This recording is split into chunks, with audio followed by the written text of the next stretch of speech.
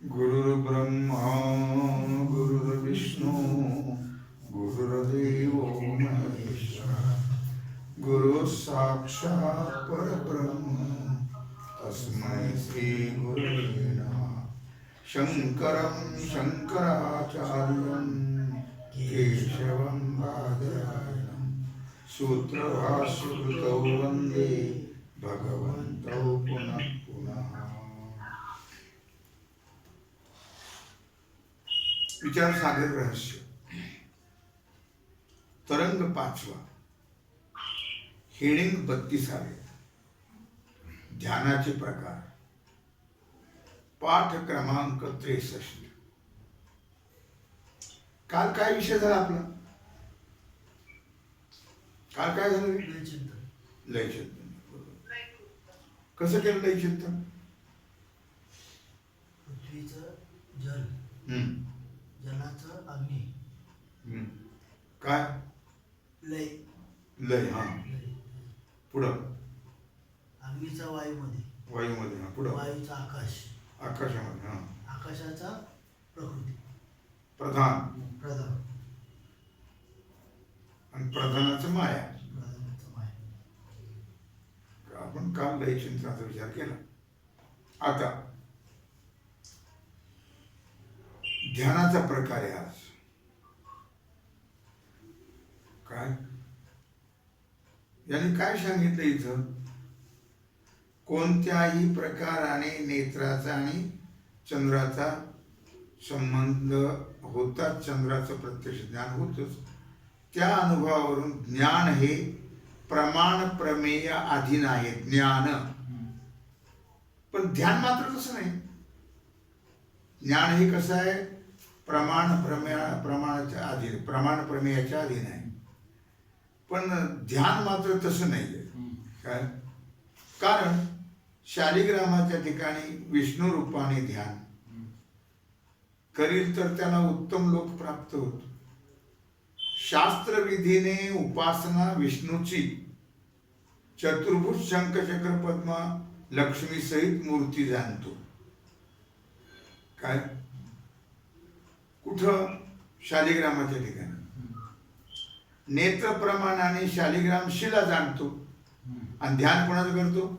विष्णूचं। तथापि विधी, विश्वास आणि इच्छा यानी शालिग्राम विष्णू हे आहेत असं ध्यान खवं आहे। आता त्या ध्यानाचे प्रकार हेच सांगितलं बुवा, शालिग्रामाच्या ठिकाणी, पण ते कोणतं ध्यान येते, त्याला काय नाव आहे ते इथं सांगतात। प्रकार ध्यानाचे ध्यान 3 प्रकारचं आहे। अलग लक्षामध्ये एक अन्य वस्तूचं अन्य रूपाने जे ध्यान आता सांगितलेलं त्याला प्रतीक ध्यान म्हणतात। प्रतीक ध्यान अन्य रूपाचं अन्य रूपाने शालिग्रामाच्या ठिकाणी विष्णूचं ध्यान हे अन्य रूपाने अन्याचं अन्य रूपाने ध्यान आहे, याला म्हणतात प्रतीक ध्यान। पहिला प्रकार आहे शालिग्रामाचं विष्णू रूपाने ध्यान। दुसरं, शास्त्रामध्ये वर्णन केल्याप्रमाणे शंख चक्रादी सहित चतुर्भुज मूर्तीचं म्हणजे आकारवान विष्णूचं जे ध्यान ते ध्येयानुसार ध्यान। लक्षात आलं का? शास्त्रामध्ये वर्णन केल्याप्रमाणे भगवान, शास्त्रात काय वर्णन केलं? भगवान चतुर्भुज आहेत, शंख चक्र गदा पद्म हातात आहे, पितांबरधारी आहेत, असं जे ध्येय आहे चतुर्भुज मूर्तीचं, म्हणजे आकारवान विष्णूचं जे ध्यान ते ध्येयानुसार ध्यान आहे। जसं ध्येय तसं ध्यान। ध्येय चतुर्भुज मूर्तीचं आहे, तसंच ध्यान, त्याला म्हणतात ध्येयानुसार ध्यान। कारण विष्णूचं स्वरूप प्रत्यक्ष नाही। हे जे देवाचे सगळे फोटो आहेत हे कोणी पाहिलंय का?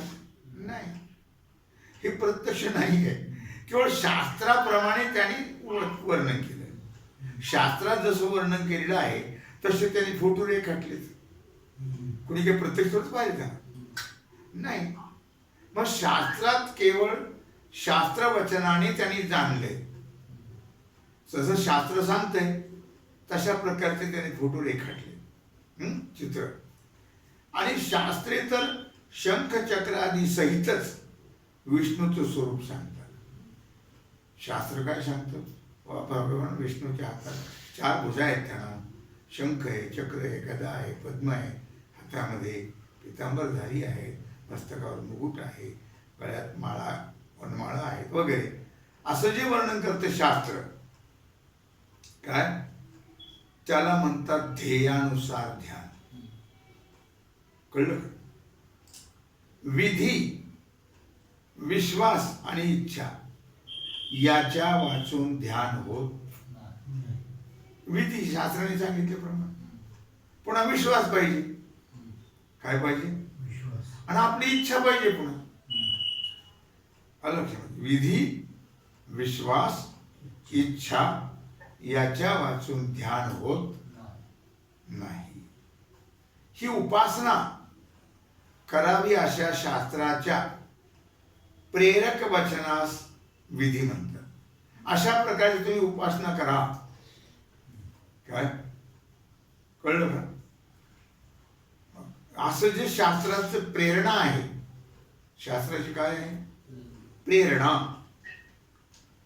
त्या प्रेरणा वचनास विधी म्हणतात. विधी काय? विधी म्हणजे उपासना कशी करायची? शास्त्राच्या प्रेरणेप्रमाणे त्याला म्हणतात विधी. त्या वचनाच्या ठिकाणी असणाऱ्या श्रद्धेला, आता शास्त्र वचनावर जो श्रद्धा त्याला म्हणतात विश्वास. त्या श्रद्धेला अंतःकरणाच्या कामनारूप रजोगुण वृत्तीला इच्छा म्हणतात. मग आता काहीतरी इच्छा आहे ना, काहीतरी इच्छेनच चालली उपासना. काय? अंतःकरणाच्या कामना, अशी कामनारूप जी रजोगुण वृत्ती आहे, मागणं. काय? रजोगुण, त्याला मागणं हे रजोगुणात मोडतं. मग त्याला म्हणतात इच्छा. कळलं? विधी कळला, इच्छा कळली. ध्यानाचे हेतू 3 आहेत. ज्ञानाचे नाहीत मात्र. ध्यानाचे हेतू 3 आहे. ध्यान आग्रहाने करावं लागतं, बळजबरीनं. काय? तसं ध्यान काही होत नाही. बळजबरीने डोळे उघडून बसावं लागतं. ध्यान होणं तर न होऊ, पण ते रविशंकरजी म्हणतात तुम्ही डोळे लावून बसा. हो, पण आमच्या सगळ्या डोळ्यापुढं काही वेळ तर डोळे लावून बसलं तर येऊ दे, पण बसा. काही दिवसांनी तुमचं आपोआप ध्यान लागेल. पण डोळे झाकून बसा आणि त्या परमात्म्याचं चिंतन करा. जाऊ दे मन कुणीकडे काही दिवस, भटकून येईल ती जागेवर. काय? याला आग्रह म्हणतात. आग्रहाने बळजबरीने बसवायचं मनाला, डोळे झाकून बसायचं. या ज्ञानास आग्रहाची जरुरी. ध्यान आग्रहाने करावं लागतं, ज्ञानाला आग्रहाची गरज नाही. कारण निरंतर ध्येयाकार चित्तवृत्तीस ध्यान म्हणतात. आपलं जे ध्येय आहे, कुणाचं शंकर आहे, कुणाचं विष्णू आहे, कुणाचं दत्तात्रय आहे, कुणाचं देवी आहे. काय?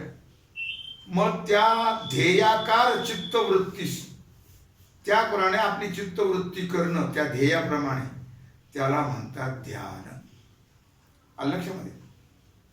त्यामध्ये वृत्तीमध्ये चंचलता असते, असे नाही, असतेच. काय? जर चंचलता असेल तर आग्रहाने वृत्तीची स्थिती करावी लागते, बळजबरीनं. वृत्तीला तिथं बसवावं लागतं. आणि ज्ञानरूप अंतःकरण वृत्तीने पदार्थावरील आवरणाचा तात्काळ भंग झाला असता. ज्ञानाने काय होतं? अंतःकरण वृत्तीनं पदार्थावरचं आवरण दूर केलं जातं. म्हणून आग्रहाची जरूर तर नाही आहे. वैकुंठवासी, वैकुंठात राहणारे चतुर्भुज विष्णूच्या ध्यानाप्रमाणे मी ब्रह्म आहे, हे ध्येयानुसार ध्यान आहे.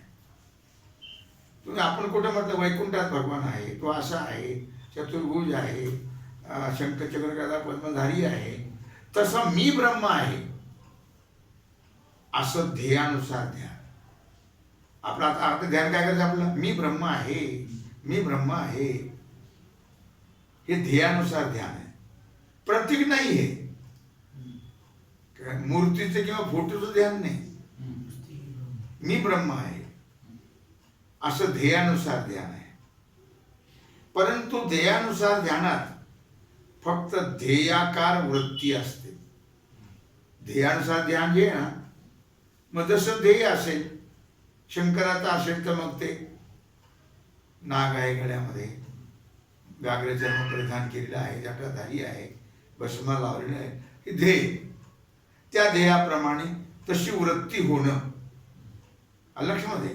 विष्णूचं असेल तर त्याप्रमाणे ब्रह्मज्ञान ध्यानामध्ये ब्रह्माचं आत्म्याशी अभेद चिंतन करून ध्यान असतं. ब्रह्मध्यानामध्ये ब्रह्माचं ध्यान करायचं ना, तेव्हा ब्रह्माचं आत्म्याशी अभेद चिंतन करून आत्मा ब्रह्मरूप आहे असं चिंतन करून ध्यान करत असतं. माझा आत्मा ब्रह्मरूप आहे, माझा आत्मा ब्रह्मरूप आहे असं ध्यान. म्हणून त्याला अहंग्रह ध्यान असं म्हणतात. अहंग्रह ध्यान. ब्रह्मध्यानात ब्रह्माचं आत्म्याशी अभेद चिंतन करून ध्यान असतं, म्हणून त्याला काय म्हणतात? अहंग्रह ध्यान असं. अहंग्रह ध्यान. किती प्रकार झाले ध्यानाचे? 3 प्रकार झाले. प्रतीक ध्यान, ध्येयानुसार ध्यान आणि अहंग्रह ध्यान. लक्षामध्ये ध्येय स्वरूपाचा आपल्याशी अभेद करून चिंतन करणं. मी ब्रह्म आहे, आपलं ध्येय ब्रह्म आहे, मग मी ब्रह्म आहे असं चिंतन करणं हे अहंग्रह ध्यानाचं स्वरूप आहे. अग्रह ध्यानाचं नाही, अहंग्रह ध्यानाचं. ज्या पुरुषाला ब्रह्माचं आत्मत्वाने अपरोक्ष ज्ञान होते, होत नाही, काय म्हणते, ज्या पुरुषाला ब्रह्माचं आत्मत्वाने अपरोक्ष कसं होईल? नाही होत, कोणालाच होत नाही, ज्ञानी महात्मा सोडून. त्याने विधीनं, विश्वासाने, शास्त्राने सांगितलेल्या विधीनं, विश्वासाने आणि हट्टाने, आग्रहाने निरंतर मी ब्रह्म आहे, मी ब्रह्म आहे, मी ब्रह्म आहे असं अहंग्रह ध्यान करावं. शास्त्र सांगते ना तू ब्रह्म आहेस म्हणून. मग विश्वास, विधी अगोदर शास्त्राने सांगितल्याप्रमाणे, नंतर विश्वास शास्त्रावर, आणि मग निरंतर मी ब्रह्म आहे असं अहंग्रह ध्यान. कळलं का? ध्यान ध्यान केले तर त्याला ज्ञान होऊन मोक्ष प्राप्ती होते. असं अहंग्रह ध्यान जर केलं तर काय होतं? त्याला ज्ञान होतं ब्रह्मस्वरूपाचं आणि मोक्ष प्राप्ती होते. तो भगवत स्वरूप होऊन जातो. मोक्ष म्हणजे भगवत स्वरूप होणे. आता दुसऱ्या रीतीने अहंग्रह उपासना सांगतात, शेवटची 3ऱ्या नंबरची दुसऱ्या पद्धतीने सांगतात. प्रणव उपासनेचा प्रकार. प्रणव म्हणजे ओंकार. लक्षात घ्या, तू कुठे लक्ष देऊ नको. प्रणव म्हणजे ओंकार. प्रणवाची उपासना पुष्कळ उपनिषदामध्ये सांगितलेली आहे. बहुतेक सर्व उपनिषदामध्ये प्रणवाची उपासना सांगितलेली आहे. ती मांडुक्य उपनिषदामध्ये ती विशेष सांगितलेली आहे, प्रणव उपासना. तिचा प्रकार वार्तिकारांनी पंचीकरणामध्ये सांगितला आहे. तिचा उपाय प्रकार वार्तिक कारणे कुठे सांगितला? पंचीकरण. पंचीकरणामध्ये सांगितलेला आहे. तो असा, प्रणवाचं चिंतन ब्रह्मरूप स्वरूप ब्रह्मरूपाने, परब्रह्म रूपाने आणि अपरब्रह्म रूपाने असं दोन प्रकारचं आहे. काय सांगितलं वार्तिक आणि पंचीकरणामध्ये? की प्रणवाचं चिंतन परब्रह्म रूपाने आणि अपरब्रह्म रूपाने असं दोन प्रकारचं आहे. परब्रह्म रूपाने ब्रह्माचं चिंतन करणारास परब्रह्म रूपाने ब्रह्माचं चिंतन करणारास मोक्ष प्राप्ती आणि अपरब्रह्म रूपाने चिंतन करणारास ब्रह्मलोक प्राप्ती होते. त्याला कोणती प्राप्ती? ब्रह्मलोकाची प्राप्ती. कुणाला? अपरब्रह्म रूपाने चिंतन करणारास. आम्ही फक्त परब्रह्म रूपाने प्रणवाच्या चिंतनाचा प्रकार सांगतो, अपरब्रह्माचा नाही. ब्रह्मलोक प्राप्ती म्हणजे ब्रह्मदेवाची लोक, सत्यलोक. ब्रह्मदेवाची, ब्रह्म वेगळं, ब्रह्मदेव वेगळा. म्हणजे ब्रह्मदेवाची प्राप्ती का? ब्रह्मदेवाच्या लोकाची प्राप्ती होते, ब्रह्मलोकाची. त्याला ब्रह्मलोक म्हणतात. ते ब्रह्मलोक वेगळा, ते ब्रह्म वेगळं, हे ब्रह्म वेगळं. तो ब्रह्मदेव आपण नाही, ब्रह्म आपण आहोत. पण ते काय आहेत नाही ना. जगाची उत्पत्ती कोण करते? ब्रह्मदेव. पालन कोण करते? विष्णू भगवान. आणि लय कोण करते? भगवान शंकर. एकच आहे ना.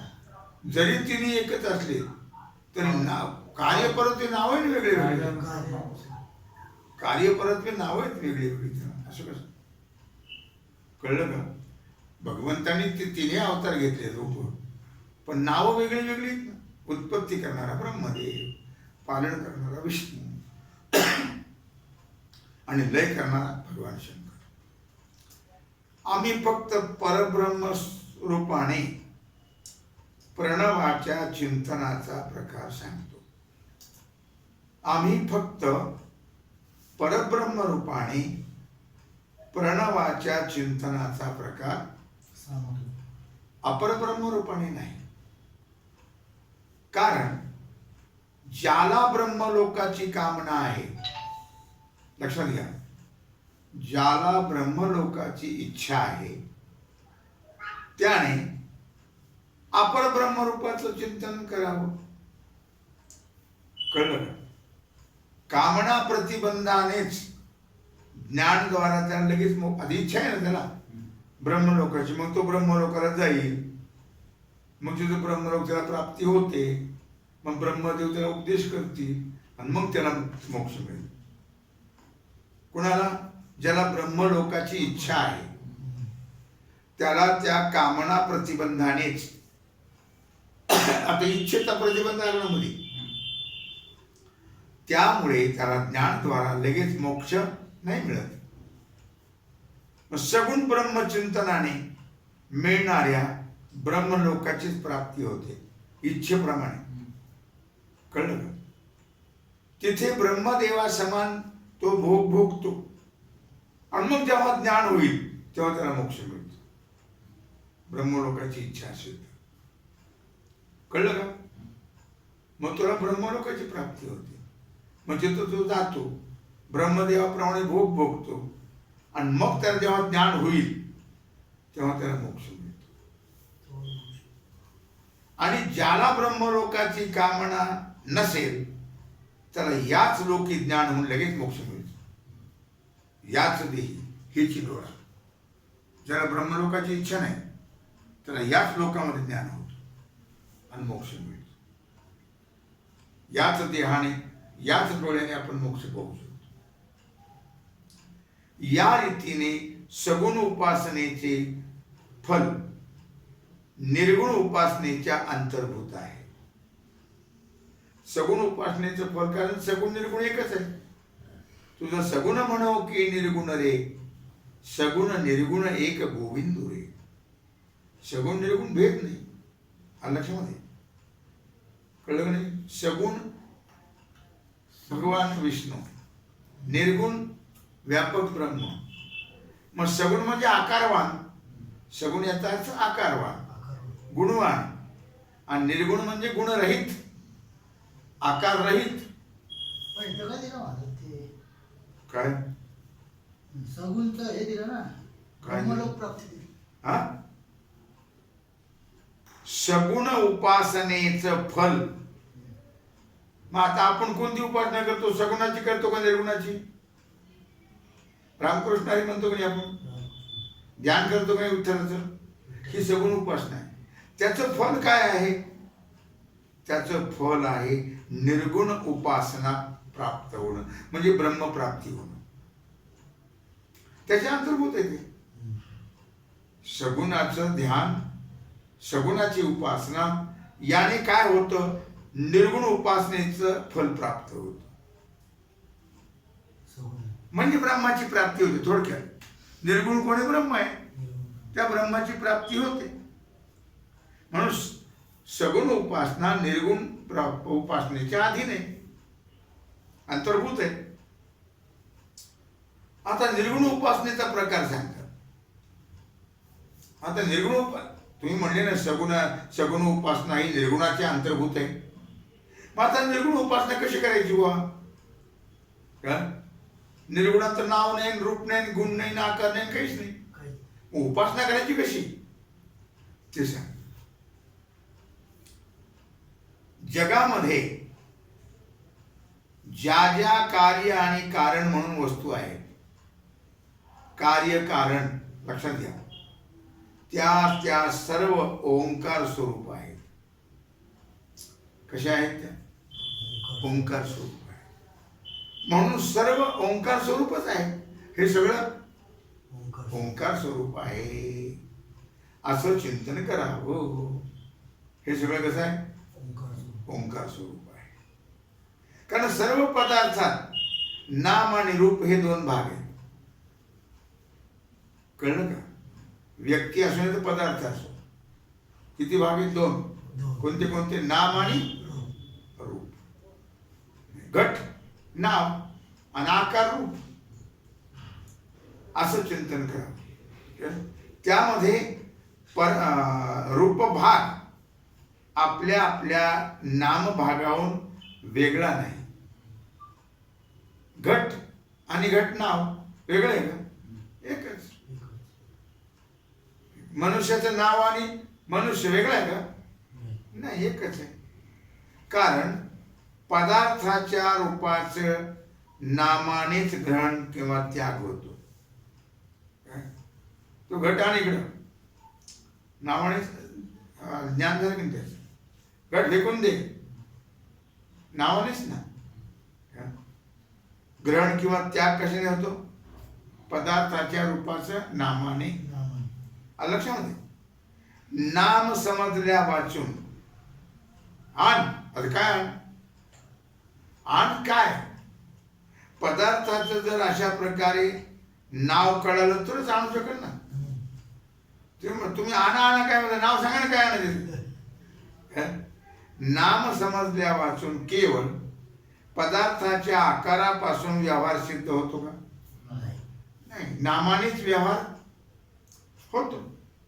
म्हणून सर्व पदार्थाचं सार कशात आहे? नामामध्ये आहे. सर्व पदार्थाचा सार नामामध्ये. याच अभिप्रायाने सर्व संतांनी नामाचं महात्म्य वर्णन केलेलं आहे.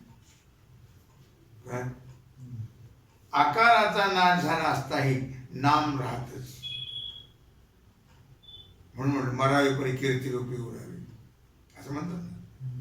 आकार तर जातो, नाव राहत. कोण विचारतं कोणाच ठाऊक, पण राहत. तेवढ्या पुरतं तेवढं काही दिवस उदे करतात, पुन्हा कोणीच नाव सुद्धा घेत नाही. जसा घटाचा नाश झाला असता मृत्तिका शेष राहते. घट फुटला, माती आली की नाही? माती आहे. कारण घट मातीहून वेगळा आहे का? मृत्तिका रूपच आहे. तसा आकाराचा नाश झाला असता मृत्तिकेप्रमाणे नामाहून आकार वेगळा नाही. कळलं का? नामाहून आकार वेगळा नाही, नामरूपच आहे आकार. किंवा घट शरावाधिक माती अनुगतच आहेत. ही मातीची भांडी असतात की नाही, ते भांडे कसे आहेत? मातीका रूप, मृत्तिका रूपच आहेत. मातीचे त्यात काय दुसरं आहे? आकार जर त्याचा सोडला दुसरं काय त्यात? माती. आणि घट शरावाधिक परस्पर व्यभिचारी आहेत. घट वेगळा, माठ वेगळा, चूल वेगळी, शेगडी वेगळी, पण सगळे काय आहे? माती. व्यभिचारी म्हणजे वेगळे वेगळे आहेत. म्हणून ते मिथ्या अनुगत मृत्तिका मात्र सत्य. म्हणजे आकार खोटे आहेत, माती मात्र खरी आहे. कळलं का? घटाचे आकार अनेक, लहान आहेत, बोळके आहेत, सुगड्या आहेत, माठ आहेत, रांजण आहेत, परंतु त्या सर्वांचं नाव मात्र घट. घटाचे आकार जरी लहान मोठे असले पण त्याला नाव घट. काय? तो मिथ्या आकार सत्य नामाहून वेगळे नाही. मग आकार नावाहून वेगळे आहेत का? नाही, नावाहून आकार एकच. याच रीतीने सर्व पदार्थाचे आकार आपापल्या नामाहून भिन्न नसून नामस्वरूपच आहेत. सर्व पदार्थाचे आकार आपल्या नावाहून वेगळे नाहीत, नावरूपच आहे. आकार आणि नाव एकच. घट आणि घटाचा आकार एक आहे, एकच. इथपर्यंत चिंतनात आकार सर्व जाऊन नाम मात्र शिल्लक राहत. आणि सगळे आकार राहतात का? नाही, नाव मात्र शिल्लक राहत. ती सर्व नामे ओंकाराहून वेगळे नाहीत, ओमहून वेगळे नाहीत. ओंकार स्वरूपच आहेत सगळी नाव. ओंकार हे नाव आहे ना, ओंकार स्वरूपच आहेत सगळी नाव. पदार्थाच्या वाचक शब्दास नाम म्हणतात. वाचक, ज्या नावाने आपण हाका मारतो त्याला वाचक म्हणतात. खुर्ची वाचक शब्द आहे. काय? डबा वाचक शब्द आहे. काय म्हणतात ते? पदार्थाच्या वाचक शब्दास, ज्या शब्दाने आपण पदार्थ ओळखतो त्या शब्दाला वाचक म्हणतात, त्याला नाम म्हणतात. आणि लौकिक, वैदिक वगैरे सर्व शब्द ओंकारापासून उत्पन्न झालेले आहेत. लौकिक असू नाही तर वैदिक असू, हे सर्व शब्द ओंकारापासून उत्पन्न झालेले आहेत. वैदिक म्हणजे शास्त्र. श्रुतीमध्ये प्रसिद्ध आहे. वैदिक म्हणजे वेद, वैदिक म्हणजे वेद. काय? श्रुतीमध्ये प्रसिद्ध आहे. सर्व कार्य कारण रूप असत. सर्व कार्य कारण. जसं दागिना कार्य आहे, सोनं कारण आहे, माती कारण, मडकं कार्य. मग सगळे कसे आहेत? कारण रूपच आहेत. या नियमाने ओंकाराचं कार्य, जी वाचक शब्दरूप नाव, ही जेवढी नावं आहेत ते ओंकार स्वरूप आहेत. कळलं? ती ओंकार स्वरूपच आहेत. या रीतीने रूप भाग नामरूपच आहे. रूप नामरूपच आहे आणि सर्व नामे ओंकार स्वरूप आहेत. लक्षात आलं की नाही? नाम रूप नामरूप आहेत आणि सर्व नाम ओंकार स्वरूप आहेत. म्हणून सर्व ओंकार स्वरूप आहेत. असं जसं सर्व ओंकार स्वरूप आहेत तसे सर्वच ब्रह्मस्वरूप आहे. मग सर्व काय आहे? खलुइदम ब्रह्म. म्हणून ओंकार ब्रह्मस्वरूप आहे किंवा ओंकार ब्रह्माचा वाचक आहे. ओंकार ब्रह्माचा वाचक आहे, ब्रह्मवाच्य आहे. कळलं? आणि आणि वाच्य वाचकात हा भेद असतो. वाच्य आणि वाचक, कळलं? जीव हे नाव वाच्य आहे आणि वाचक जीव आहे. दोन्ही एकच नाही एकच. का वेगळे वेगळे? नाही. वाच्य घट आहे, आकार, आणि वाचक नाम आहे. मग वाच्य वाचक एकच. एकच, किंवा वाच्य नाम आणि वाचक घट दोन्ही एकच आहे. त्या नियमानेही ओंकार ब्रह्मस्वरूप आहे. आणि विचार दृष्टीनं पाहिलं तर ओम हे अक्षर ब्रह्माच्या ठिकाणी कल्पित आहे. विचार दृष्टीने जर विचार केला तर ओम हे अक्षर ब्रह्माच्या ठिकाणी कसं आहे? कल्पित. कल्पित आहे, अध्यस्त आहे. मग अध्यस्थाचं स्वरूप अधिष्ठान वेगळं असतं का? अध्यस्थाचं स्वरूप अधिष्ठान रूपच असतं. याकरता ओंकार ब्रह्मस्वरूप आहे. जरी अध्यस्त असलं तरी ओंकार ब्रह्मस्वरूप आहे. काय? म्हणून ओंकाराचं ब्रह्मस्वरूपाने चिंतन करावं. ओंकार हे आता देवा निर्गुणाचं काय नाव घ्या? ओम ओम ओम ओम ओम या नावाने ब्रह्माला हाक मारावी. आणि ब्रह्मस्वरूप ओंकाराचं आत्म्याशी अभेद चिंतन करावं. ओंकार ब्रह्मस्वरूप आणि ब्रह्म आत्मा एक. आत्म्याशी अभेद चिंतन करावं. आत्मा ब्रह्मरूप आहे. कारण आत्म्याचं, ब्रह्माचं आणि ओंकाराचं हे चार चार पाद आहेत, वेगळे वेगळे भाग आहेत.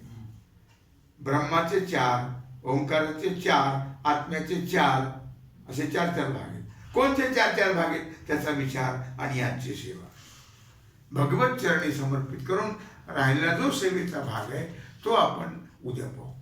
पुंडलिक वरदे हर विठ्ठल, श्री ज्ञानदेव तुकाराम, पंढरीनाथ भगवान